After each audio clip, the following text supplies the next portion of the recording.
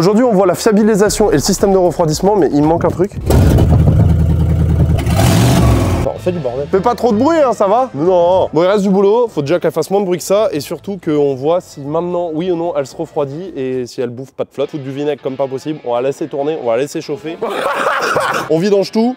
Et rouler jeune. Petit récap à propos de cette Chrysler New Yorker 75. La première des choses, c'est que j'ai acheté cette voiture pour pouvoir m'en servir de miroir pour remonter la 76 que je suis en train de refaire complètement. La seconde, c'est que je l'ai sûrement payé beaucoup trop cher pour ce que c'était. Et la troisième, c'est qu'elle chauffait tellement qu'on pouvait faire cuire à peu près n'importe quoi sur le moteur. Et que le moteur allait finir par, casser, hein, tout simplement. Donc en fait, j'ai pris la décision de la fiabiliser à l'américaine, c'est-à-dire en faisant pas beaucoup de frais pour essayer de faire en sorte que ça marche. Et ça tombe bien, j'avais des joints de culasse d'occasion. On a fait ça dans la précédente vidéo, ça a l'air de pas trop mal marcher, mais comme vous l'avez vu, le système de refroidissement a l'air quand même bien dégueulasse, et c'est pour ça sûrement que ça chauffe un petit peu encore. Dans cette vidéo, on trouve des solutions. Très bien ça, on va mélanger un peu tout ça. Alors il est possible que ça fasse des trucs qu'on n'a pas prévus, on verra bien, hein. Le but c'est de nettoyer au maximum le liquide de refroidissement. Venez voir, je vais vous montrer comment on va s'y prendre. Alors, vous me direz rien de compliqué, on va tout foutre dans le radiateur, on va l'emmener en température, si on voit qu'elle chauffe, C'est parti, c'est parti, c'est parti, on remonte la descente, à tout de suite.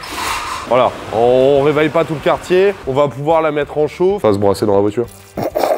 Là c'est du vinaigre blanc, hein. Bon, on va faire comme une purge standard, on va allumer le chauffage à fond pour que ça circule vraiment partout. Je me rends pas compte à quel point c'est agressif, hein, donc il est possible qu'il y ait des durites qui pètent ou quelque chose comme ça, c'est le jeu. Hein. Ensuite, on prend ça. Ça se trouve là mec, on est en train de créer une bombe. Non, ça va mousser. Il faut que ça soit propre, on va tout mettre.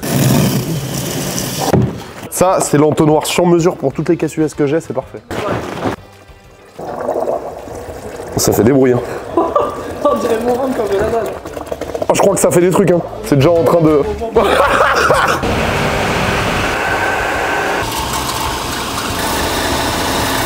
Allons faire un tout petit tour, on fera ça mieux 2 jours et de toute façon il y a encore plein de choses à régler. Ouais, tu peux rouler à 60 ici, la voiture elle bouge pas. Non mais ça m'arrangerait que l'échappement on l'entende plus avant qu'il soit parti. Ouais mais faudrait qu'on se soude d'une... Ah tu veux qu'il s'arrache? Ouais. Là je suis à fond. Bon bah c'est normal hein.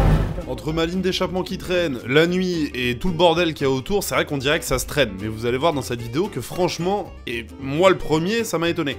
Donc après ce petit tour nocturne qui veut pas dire grand chose en vidéo parce qu'on voit pas grand chose, j'ai quand même contrôlé la température. 80. Constatez également que je sais pas me servir d'un thermomètre laser puisqu'il faut être proche, sinon on a une température globale. 17 au niveau de la pompe à eau. Le truc que j'aime pas, on va le faire aujourd'hui. On va déposer les étriers, changer les flexibles et refaire les étriers. Parce que j'ai le kit pour les refaire, j'ai déjà refait ceux de celle-ci. Quel bordel. Je vous ai dit que j'étais un homme organisé. Tout ce dont j'ai besoin peut-être. Voilà. Pas s'emmerder, on fait ça. Là, on y va tranquille. Voilà. Voilà, hop. On a sorti le deuxième, on vient de sortir le piston. Je vais en profiter pour vous montrer quelque chose au soleil. Déjà, en sortant les pistons, je me suis fait une réflexion. Celui-là était complètement coincé et je me suis dit, mais attendez, normalement les pistons d'origine sont comme ça. Voilà, ça c'en est un. Donc on a le gros logo Chrysler qui est derrière et ils sont noirs. Ça vient là-dedans, vous voyez. Donc ça a déjà été fait. Et je pense qu'en 2017, ils ont mal fait le boulot, ce qui fait que c'était encore grippé. Ou alors ils n'ont pas changé les raccords, mais les raccords... C'est comme s'il y avait tout le freinage qui avait été repris en 2017, mais que ça avait servi à rien. J'ai un problème. Mais à chaque problème, sa solution. Je trouve pas. En fait, j'avais commandé en double et il se trouve que je trouve pas l'autre piston. C'est super chiant à faire. Je le ferai quoi qu'il arrive, mais dans un premier temps, vu que j'ai besoin que cette caisse roule, que je vais récupérer les étriers de celle-ci qui pour le moment n'en a pas besoin. Les plaquettes neuves aussi, j'en recommanderai. Et limite, je commanderai des étriers neufs. Voilà comment c'est censé venir normalement. On récupère tout ça. Je vais glisser tout ça là-dessus. Donc là, ok. Et voilà pour un côté, on fait l'autre, on se reprend quand on purge, et pour voir si ça fonctionne. Appuie. Pareil, on remet les roues et on va voir. Bon, maintenant qu'on a fait une purge, somme toute rapide, et qui pour le moment a l'air bien, je dis bien pour le moment, on va voir. Instant de vérité, on est au neutre. Ouais. Ah, elle est mal faite la purge, quoi, vraiment. Au fond de la pédale pour que ça freine. Ouais, ça n'a rien à voir. Ouais, c'est bon. La purge est mal faite, mais c'est mieux. Enfin, ça n'a rien à voir. Ça freine pas mieux du coup, mais au moins ça freine plus. Ouais, ça freine plus tout seul. Parce que pour ceux qui se demandent, que ce soit les nouveaux venus ou les gens qui n'ont pas forcément suivi ou peu importe, pourquoi je pousse ma voiture comme un teuteux pour voir si elle bouge, c'est qu'en fait avant, elle freinait toute seule. On peut la pousser? Ah ouais, elle est serrée hein. Ce qui faisait que les freins surchauffaient et puis qu'après bah j'avais plus de freins. Et puis que pour la déplacer, pour la pousser, Bon, certes, ça fait 2 tonnes 100, c'est compliqué, mais c'était impossible. Fallait prendre une autre voiture pour la pousser. Donc là, je suis content que ça ne freine pas. Paradoxal pour quelqu'un qui vient de faire une purge. Vas-y, tu vas voir le médecin là, voir si ça diminue. Comme vous le voyez, on fait une purge de frein. C'est vrai qu'on a triché en faisant que l'avant. Normalement, le circuit est séparé, mais effectivement, il y a un répartiteur. Jessie a raison là-dessus, il vaut mieux tout faire. Le problème qu'on a, c'est que là, ce que vous voyez, c'est les vis de purge de l'arrière. Alors, pas de problème. Merde, mes écrous, elles vont très bien. Je les ai nettoyés et tout. Le souci qu'on a, c'est que même enlevé, à l'arrière, il n'y a rien qui vient. C'est pour ça que les tambours, ils sont si tout propres, c'est que ça n'a jamais freiné de l'arrière. Donc depuis que j'ai cette caisse. Donc là, on n'a pas mis le choix avant d'entamer d'autres choses qu'on n'entamera absolument pas aujourd'hui si ça ne marche pas. C'est qu'on va prendre le truc que je vais vous montrer tout de suite. Transition. Je l'ai ouvert à l'envers. Ce truc-là n'a jamais servi dans mon cas pour du liquide de refroidissement, chose à quoi il est censé servir. Donc là, on ouvre. Et là, ça crée une dépression ici, vous voyez, on le voit là. Et donc le but, ça va être de voir si ça aspire. Ça va peut-être dégueuler partout par là. C'est pas fait pour, donc c'est pas forcément très pratique. Hein. Et là, j'hésite à vous laisser les minutes de rush avec une petite musique épique jusqu'à ce que le liquide de frein arrive, comme ça a fonctionné sur la Barracuda. Mais je vais pas le faire, parce que le liquide n'arrivera jamais. Y'a rien. En fait, le flexible qui fait la liaison caisse-raccord rigide sur le pont est tout simplement mort, obstrué, bouché, comme beaucoup de gens ont pu me le dire, et puis là j'y pensais plus. Donc il a fallu que j'en commande un autre, et en attendant, bah, on va faire autre chose, parce que là on n'aura pas de frein à l'arrière pour le moment. Hein. Tant qu'il n'est pas venu des États-Unis, ça ne marchera pas. Je vous prends un peu au vol, parce qu'en ce moment je suis en train de faire autre chose, mais là on est toujours sur la fiabilisation du système de refroidissement. Alors j'ai des fuites un peu partout au niveau du radiateur, mais j'ai surtout ma jauge de température, vous le savez peut-être, mais qui déconne une fois sur deux. Là je viens enlever la sonde, sachant que j'en ai d'autres. Ça a sûrement dégueulé, on s'en fout un peu, c'est de l'eau. Donc je vais faire étape par étape. Voilà, donc là ça dégueule, c'est normal. Hein. Pas belle, mais elle est pas moche non plus. On va essayer de voir ce que j'ai en neuf ou en neuf d'occasion. Ça c'est bien des... C'est pas ça. Ah, c'est ça. Alors, on part sur une base qui n'est pas incroyable. Ça c'est la précédente qui était sur le moteur de la Barracuda. Je sais plus si elle fonctionne ou pas. Je crois que je l'avais changé par acquis de conscience. On va lui mettre un coup dessus. Beaucoup d'eau dans le bloc parce que ça doit bien fuir comme il faut là parce que ça coule déjà plus au niveau de la sonde. Et on vient serrer ça, pas trop fort, ça sert à rien. Il faut serrer quand même, mais c'est vraiment léger. On appelle un refroidissement généralisé quand t'en mets partout autour. Bon, je suis content parce que maintenant qu'on a réglé un peu le ralenti et tout, elle tourne vraiment bien. Il n'y a pas de thermostat parce que là c'est déjà ouvert alors que... Ah, regarde, on voit le flux, viens voir. Voilà, là ça circule déjà et à mon avis là-dedans, si j'arrive à y avoir accès un jour, là il n'y a pas de thermostat ici. Le temps de constater que ma jauge a fonctionné encore une fois sur deux et que mon circuit de refroidissement était encore très loin d'être parfait, bah, il fallait que j'attende les pièces, notamment pour le freinage à l'arrière. Donc j'en ai profité pour faire quelques autres trucs, je vous spoil un peu. Et puis j'ai fait ça. Je viens de casser un piston à la presse. Hein. Vous saviez peut-être déjà que j'avais accumulé beaucoup de projets, mais vous saviez peut-être pas que j'avais une capacité à tout flinguer en même temps. Entre le train arrière de la Barracuda, le piston de la 76, je me suis dit qu'il était peut-être temps de retourner sur la 75 et faire quelques petits trucs que j'avais pas envie de faire en attendant les pièces du freinage. Je vais ressortir toute la ligne. Alors pas la descente, je suis pas maso non plus. On va essayer de faire quelque chose avec la ligne pour pas qu'elle tape dans tous les sens. Alors je vous montre un peu le chantier. Non, j'ai pas besoin de la lever plus haut que ça. Pour le silencieux à l'arrière. Vous voyez le carnage, hein. Donc il va falloir que je le défasse de là. En soi, la ligne, je pourrais la laisser comme ça, je m'en fous. La ligne, elle pend jusque là et elle est juste maintenue à l'avant après la descente. Mazel tov. Bon, c'était pas très compliqué. Mais...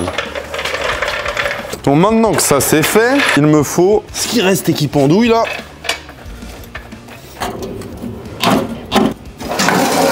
Oh.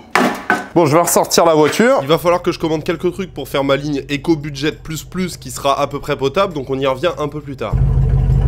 Quel chantier! Vous inquiétez pas, ça va pas être long, ça va pas être trop chiant. J'ai toute la commande de ce côté-là qui ne fonctionne pas, ce qui fait que je peux jamais descendre cette vitre, parce que pour les autres trucs c'est chiant. J'ai démonté toute la commande, les panneaux de porte, tout ça, on dirait une redite. Ça a déjà été démonté parce qu'ils ont dû chercher le problème. Ça a été démonté n'importe comment, bon peu importe. J'ai testé les continuités, la masse notamment avec les fils qui sont là. La nappe là, du plus, elle est pétée dessus. Donc je vais essayer de ressouder à l'étain. Ici là, je garantis rien, que ça va fonctionner peut-être. Voilà ce que ça donne, j'ai fait un point à l'étain, c'est pas parfait hein, mais... Donc là, si j'ouvre là, ok, j'ai le window lock qui est dans un sens. Et du coup, si je fais ça, voilà, là, je peux plus... Putain, tout fonctionne! Bon bah je remonte tout ça. Tellement je suis à fond, j'ai oublié de lancer la caméra sur ce que je suis en train de faire aujourd'hui. Alors on s'est quitté hier avec une fenêtre conducteur qui s'ouvre et qui se ferme. Ça fonctionne toujours pour les autres aussi. Et après en fait j'ai fait plein de trucs en off. J'ai beaucoup bricolé sur la caisse notamment pour comprendre c'est quoi ce schmilblick avec ces dépressions qui vont sur des bougies là au niveau du système EGR. Pourquoi j'ai un voyant? Bah en fait j'ai compris. Je vous montre. Ça, c'est le carbu de la 76, ok? Donc normalement, c'est les mêmes carbus sur les deux caisses. Et alors visuellement, c'est vrai qu'on dirait que c'est le même sur l'autre. Mais en fait, non, ils ont dû le changer, prendre une référence plus ancienne qui n'a pas ce système-là et le système de GR qui est ici. C'est pour ça qu'on a une dépression bouchée. Et ça, c'est moi, je l'ai coupé sur la 76 parce qu'elle était trop raide. Mais c'est la dépression qui est bouchée par une bougie sur l'autre. Donc ceci explique cela au niveau des voyants et tout. J'ai regoupillé proprement certains trucs que j'avais oubliés. J'ai flingué le régulateur hier en faisant des manips que j'ai récupéré. Donc le petit boîtier qui était là, je sais pas si vous avez souvenir, il était pété sur l'autre. J'ai récupéré celui de la 76, ça coûte une couille, c'est ce qui vient préchauffer le starter. Donc il va falloir que je trouve une solution pour celle-ci, mettre un système marche qui est pas forcément EM et récupérer ce boîtier là et le remettre sur la 76 quand je la referai bien. Je crois que j'ai fait le tour de tout ce que j'ai fait. En tout cas, la caisse tourne très bien, beaucoup mieux, le starter est normal. Du coup, le régulateur, c'est celui de la 76 que j'ai passé. Sur la 76, je mettrai un 9 parce que j'ai flingué l'autre. C'est très sensible ces trucs là, surtout quand c'est un peu vieux. Donc ça, c'est bon. Et là, je suis en train de déposer en fait radiateur et surtout cache plastique là dans un premier temps. Et ce qui est un peu chiant, c'est de le faire en même temps que le ventilo. Alors, dans mon malheur, parce que c'est un peu horrible d'accès, c'est que je l'ai déjà fait quand j'ai fait la pompe à eau de cette voiture. Ça devrait y aller. Pourquoi je dépose ça? Pour essayer de faire en sorte de trouver la fuite et qu'on n'ait plus de problème d'eau. Et sinon, j'ai ramené mon autre silencieux. Donc j'ai essayé de voir, le coude est beaucoup plus petit, de toute façon on s'en fout, mais ça a l'air d'être bon avec la taille de ça là.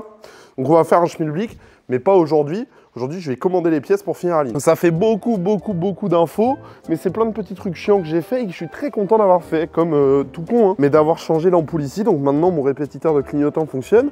Et alors j'ai balisé parce que quand je l'ai mis, ça marchait pas. J'avais enlevé le cache, j'ai essayé, ça marchait pas. J'ai essayé sur l'autre et j'ai compris qu'en fait le cache venait faire masse. Et si on ne remet pas le cache par-dessus l'ampoule après l'avoir branché, ça ne fonctionne pas. J'ai enlevé les vis du cache déjà. Et il me reste 3 vis sur le ventilo AOT. Je fais ça. Et normalement... Alors le cache est toujours un peu capricieux à sortir. Déjà, je peux sortir le visco là avec le ventilo. Je vais venir faire tourner la voiture pour essayer de localiser la fuite mieux. Là, franchement, j'ai un boulevard pour voir où c'est. Si je fais tourner, la poulie, elle s'en va en vacances. Et en plus, il me faut la pompe à eau pour pouvoir mettre le circuit sous pression. Il reste un peu de soude au fond, donc c'est parfait. De toute façon, je vais refaire un nettoyage au vinaigre et tout. Putain, toujours à côté, moi. Et la réflexion que je me faisais, alors oui, ça fait du bruit, mais on sent que les collecteurs sont quand même extrêmement restrictif parce que là il n'y a rien à part la descente et les collecteurs et pour une caisse en échappement libre quasiment au niveau des collecteurs ça fait pas tant de bruit que ça, donc on sent que les collecteurs sont vraiment très restrictifs. Hâte un jour de passer une caisse comme ça en 4 en 1 et de voir ce que ça dit. Et là pour les passer les 4 en 1, là on voit, là ça coule à grosse goutte en bas là j'en ai une. Maintenant que l'on peut accéder à la vis de purge du radiateur qui se trouve là, que par en dessous c'est une horreur, j'arrive pas à la voir, ça va être facile. Ensuite, on démanche les deux durites. Au niveau des durites, j'ai pris une décision. Là, celle du bas, on la changera. Non, j'ai la bonne parce qu'en plus elle est à moitié craquelée. Celle du haut, je vais pas y toucher. Je vous explique tout de suite pourquoi. Vous voyez, elle est sur la pipe d'eau là, où il y a sûrement d'ailleurs plus de thermostat. Ils ont dû l'enlever et tout. Le truc, c'est que vu que j'en ai pas d'avance, alors l'accès, je m'en cogne un peu. S'il faut que je le fasse, je le fais. C'est pas le problème. Je vais vous montrer quelque chose. Ça, c'est la pipe d'eau, ça là, de la 76.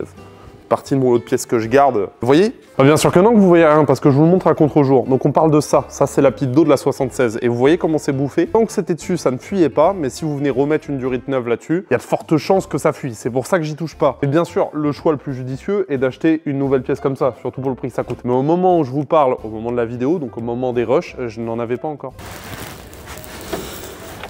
Ça sort un peu de cacarouillasse là, mais ça va, je suis content, c'est plutôt clair, donc ça veut dire que le nettoyage fonctionne bien. En fait, on a une fuite qui est au même endroit des deux côtés, puisque donc là on est côté face, là où ça bullait tout à l'heure. De l'autre côté, c'est mouillé au même endroit. C'est une grosse fuite sans être une grosse cata, mais ah bah, vous voyez, on voit bien que l'huile de boîte elle circule, puisqu'il y en a un peu qui est sorti. Merde. Dans l'idée d'avoir bonne conscience que je suis en train de faire. Intelligent. Et le radiateur de la 76 qui est normalement en tout point le même avec des morceaux dedans.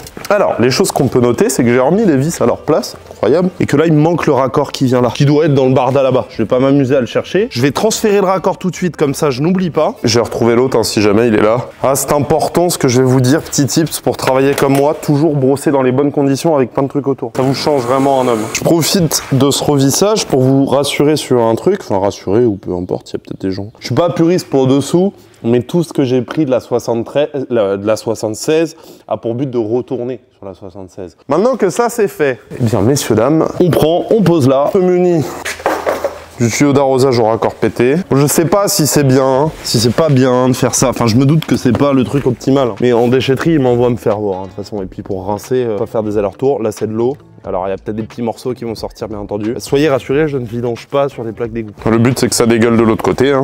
Ça a l'air de pas trop mal circuler parce que ça arrive vite. Et ensuite, se reposer un peu comme ça.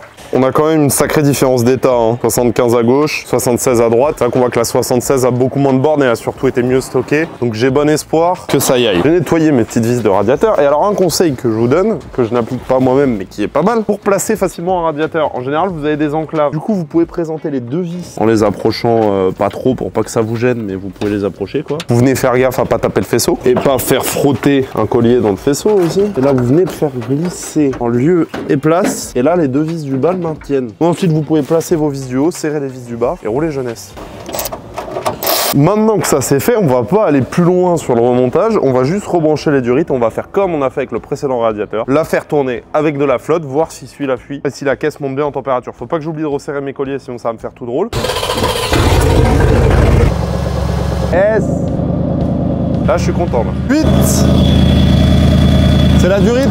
Bon, j'ai laissé tourner un peu plus, à prendre en compte que là, on a une belle fuite en bas qui vient avec la pression de la durite. Par contre, que ce soit radiateur, on est à 95, culasse, on est à 100, 106, 107. Après, là, je l'ai coupé, ça circule plus. Ça me semble un peu beaucoup. Alors après, attention, je vais aller voir ce que ça dit les normes. À combien ça doit être. Mais il est possible qu'il y ait toujours un peu de joint de culasse qui se balade. Ça fait à peine 5 secondes que je vous ai pris, je suis rassuré. C'est des températures qui sont normales quand le bloc chauffe un peu et surtout que là j'ai oublié un facteur, c'est qu'il n'y a pas le ventilo. Il y a rien qui vient refroidir et pousser l'air, donc forcément que ça chauffe plus. Ce que j'ai à vous proposer pour la suite des événements est très simple. Là j'ai remis en purge le radiateur, je suis venu replacer mon collier qui était un peu de traviole, le serrer suffisamment fort je pense. Donc là j'ai enlevé de la flotte, je vais aller rechercher 5 litres de vinaigre, on va foutre tout, du coca, du bicarbonate de soude, du vinaigre, et ça va peut-être faire rigoler. On refait un cycle sans la laisser chauffer jusqu'à ce point là parce que je vais encore faire tourner sans le ventilo. Une fois que ce cycle est refait, on vide en tout le liquide de refroidissement, toute l'eau, par les vis de purge du bloc, etc. Et on y va au liquide de refroidissement. Là le fait que ça chauffe, alors déjà c'est pas tant que ça, d'une ça m'inquiète pas parce qu'il n'y a pas le ventilo. Ensuite on est à la flotte mélangée à plein d'autres trucs, donc les propriétés refroidissantes sont peut-être compliquées, surtout qu'on s'approche des 100 degrés, donc l'eau ça fait vite de la vapeur, ça chauffe encore plus, on perd les propriétés d'échange thermique, donc c'est un cercle vicieux. Donc je pense que, en tout cas j'ai bon espoir qu'à la fin de la journée, là, la caisse soit fiable en termes de refroidissement. Je vais quand même me renseigner de ce que fait le coca et le bicarbonate de soude ensemble. Pourquoi je fous du coca? Parce que j'ai une bouteille qui est à moitié périmée là, donc dans tous les cas il faut que ça aille quelque part. Donc si je mets coca, bicarbonate, ça a l'air très bien. Ça a l'air très bien. Et bicar et vinaigre c'est vachement bien aussi. Les deux éléments s'annulent. Attendez. C'est écolo le bicarbonate de soude et le vinaigre, c'est-à-dire que le fait que ça, que si ça fuit ou quoi, c'est pas grave. Ah, décrassage et tétartrage, c'est bien si on mélange les deux. Ok, non, c'est pertinent dans le moteur de faire ça. Bon, bah écoutez, on fait ça tout à l'heure. Déjà, de quoi refaire des mistigris dans le système de refroidissement de ma caisse. Et je vais vous spoiler un peu sur les vidéos à venir. Alors déjà, je dois avoir mes raccords de freinage là-dedans. Ça, c'est lourd. Ça doit être les raccords, les flexibles de frein, ça. Bon, là, je suis peut-être un peu ambitieux, là. Je pourrais faire un aller-retour, mais c'est loin. Et vu que je suis un mec malin, on fait ça, l'antivol sur le contact. Et alors là, alors pourquoi c'est le bordel comme ça? Parce que là, le camion, là, c'est pas à nous, il vient marque ni aux voisins, c'est à côté, là. En fait, ils ont l'habitude d'être chez eux, genre partout. Ce qui fait que je peux pas sortir la New Yorker plus que ça. Ce qui est pas marrant. Mais bon, c'est pas grave. Bon, je vous avoue, il y a un truc que j'ai déjà ouvert. Aïe, mes aïeux, c'est le bordel. Comme la dernière fois, vinaigre à 14 degrés, bicarbonate de soude, ça, c'est pour le système de refroidissement. On va y ajouter du coca qui a plus de bulles et du café et on verra ce que ça fait. Donc, premier petit colis, peu lourd. C'est ouf, je sais même plus ce que j'ai commandé alors que je l'ai fait il y a 3 jours. J'ai recommandé des cylindres de roue, vu que je trouvais plus les autres. Et j'ai commandé ça. Ça, c'est ce qui me manquait pour la tringlerie de boîte de l'autre là. Normalement, je vais trouver ce qui me va là-dedans. Et non, j'en ai commandé 2. Le deuxième est peut-être caché quelque part. J'irai voir sur la commande. Sinon, je dirais, il manque un truc. Parce que oui, je vous parle souvent de Rocoto. C'est également bien si jamais il vous manque quelque chose. Moi, ça m'est arrivé qu'il me manque une descente, la descente d'échappement du Blazer que j'avais commandé à l'époque. Non, le bras principal de direction. Il me la manquait et tout. Ils me l'ont renvoyé sans poser de questions. En fait, j'avais mal regardé, je l'avais. Du coup, j'en ai 2. Pas bien. Ah bah il est là, mon deuxième truc, nickel. Là, c'est mes flexibles, comme attendu. Et alors là, je vous montre maintenant. Là, complètement fissuré. Normalement, vous avez vu et vous avez compris. Du coup, je vous épargne tous les calculs et tout ça, mais on en a 8. Et si je dis pas de bêtises, un tout petit peu plus haut. Vraiment, ça se joue à pas grand-chose. Hein. Et ça va suffire à récupérer du 8-8, 9, plus la culasse rabotée. Je suis impatient, on va en profiter pour regarder un truc directement. Pourquoi ça se bat comme ça? J'espère que mes cylindres, ils sont pas ovalisés. Je pense pas, je pense que c'est normal vu qu'il n'y a pas les segments. C'est parti pour le méga melt-up. Alors, qu'est-ce qu'on met en premier pour que ça mousse le moins? Déjà, je vais prendre mon entonnoir sur mesure. Là. On peut mettre des lunettes en plus. En mode c'est dangereux alors que ça craint absolument rien. Ça va juste faire des babao. On va se faire... C'est la 4e étape de mon plan. Tu en veux avant? Allez, on s'en met une lichette chacun. Et maintenant qu'on est goulûment servi, oh là ça réagit là, ça fait des trucs. C'est normal, c'est chaud. Donc là on a café coca, bicarbonate de soude. Après on met vinaigre. Du coup sur internet je me suis renseigné sur ce que je suis en train de faire, savoir si on n'allait pas non plus créer, enfin si c'était pas notre dernier jour à tous les deux quoi, au cas où ça se passait mal. Tu mets un truc acide avec un truc basique, voilà. Ça crée un truc neutre, donc les deux s'annulent. Mais sauf que l'intérêt c'est que c'est vachement bien de faire ça parce que la réaction est vachement bien quand il s'agit de détartrer ou de trucs comme ça. Donc exactement ce qu'on est en train de faire. Parce qu'en fait, le problème c'est que si je balance le... Ouais, bah ça va mousser direct quoi, parce que vu que c'est au-dessus... Faut que je brasse un peu avec de l'eau avant. Ouais, j'aurais dû mettre le vinaigre avant, je suis trop con. Au moins ça décrasse le radiateur, c'est ce qu'il faut se dire.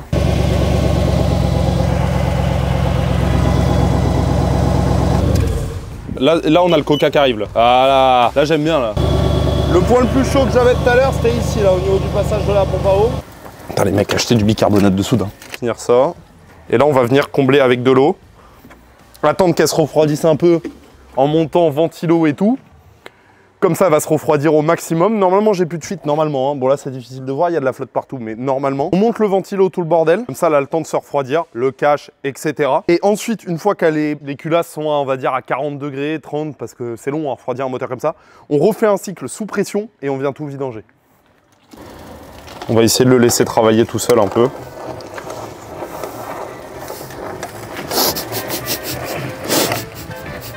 Allez hop. Ce qui se passe là-dedans reste là-dedans, moi je vous le dis. Moi. On va faire autrement. Bah, il y a un endroit où il se clipse, je crois. Non. Mais attends, c'est juste qu'il faut que je m'aligne avec ça. C'est ça qui est relou en fait.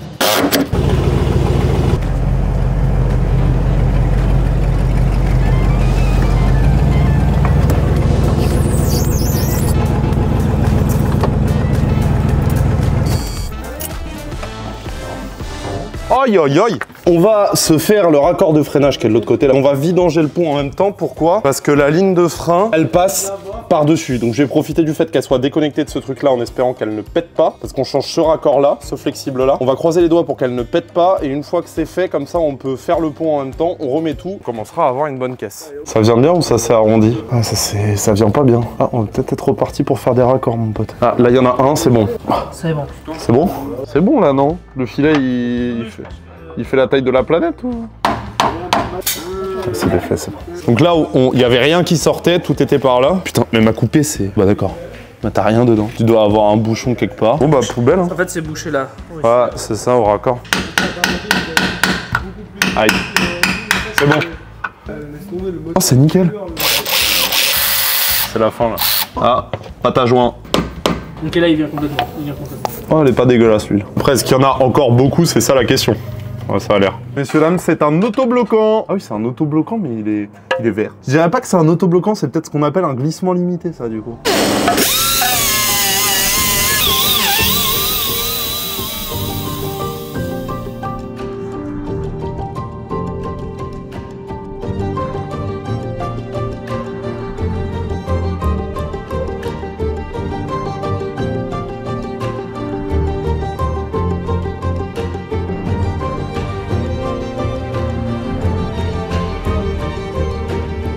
Alors, est-ce que ça freine? Et bah la réponse, vous l'aurez dans la prochaine vidéo. Mais c'est pas un teasing de con sur 2 semaines, puisque la prochaine vidéo, elle sort demain, pour vous qui regardez la vidéo au moment où elle sort. Parce qu'il y a de ça plus d'un mois, je vous ai promis de faire une vidéo par semaine pour suivre l'avancée sur cette caisse. J'ai fait beaucoup plus de choses que prévu. J'ai pris du retard, mais je tiens ma parole. Ça sera pas une vidéo par semaine, ça sera une vidéo quasiment par jour jusqu'à ce que vous soyez en temps réel. A plus.